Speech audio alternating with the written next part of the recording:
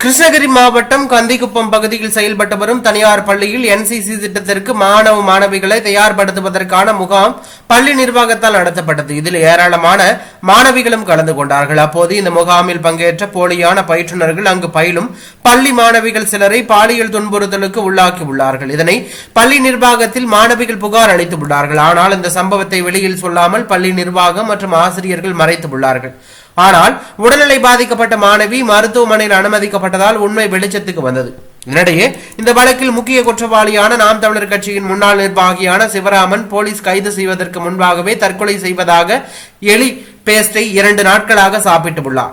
இந்த தகவலை போலீசாரிடம் தெரிவித்த நிலையில் மருத்துவமனையில் அனுமதிக்கப்பட்ட சிவராமன் சிகிச்சை பெற்று வந்த நிலையில் இன்று காலை உயிரிழந்தார். முன்னதாக நேற்று இரவு சிவராமனின் தந்தை குடிபோதையில் வாகன விபத்தில் சிக்கி உயிரிழந்தார்.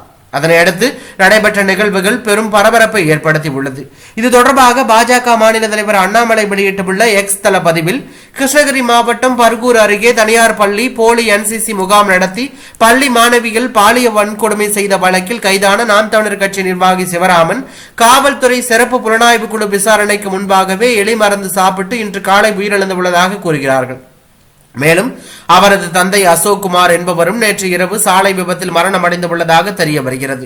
இந்த 2 மரணங்களுமே சந்தேகத்திற்கு இடமானவையாக இருக்கின்றன. சிறப்பு புலனாய்வு குழு விசாரணையில் சிவராமன் இந்த பாலியல் குற்றத்தில் தொடர்புடைய வேறு யாரேனும் முக்கிய புள்ளிகளின் பெயர்கள் வெளியில் கூறிவிட்டாரோ என்ற அச்சத்தில் சிவராமன் கொல்லப்பட்டிருக்கலாமோ என்ற கேள்வி எழுகிறது. உண்மையில் இந்த வழக்கில் தொடர்புடைய அனைவரும் கைது செய்யப்பட்டுள்ளார்களா அல்லது யாரையோ காப்பாற்றும் முயற்சியாக தந்தை மகன் இருவரின் மரணங்களும் நிகழ்ந்துள்ளனவா என பலத்த சந்தேகம் எழுகிறது. பள்ளி மாணவிகள் பாலியல் வன்கொடுமை தொடர்பாக அமைக்கப்பட்டுள்ள சிறப்பு புலனாய்வு குழு இது தொடர்பாக முழுமையான விசாரணை நடத்தி இந்த கேள்விகளுக்கான உண்மையான பதில்களை வெளிக்கொண்டு வர வேண்டும் என்று வலியுறுத்துவதாக அண்ணாமலை தெரிவித்துள்ளது பரபரப்பை ஏற்படுத்தியுள்ளது.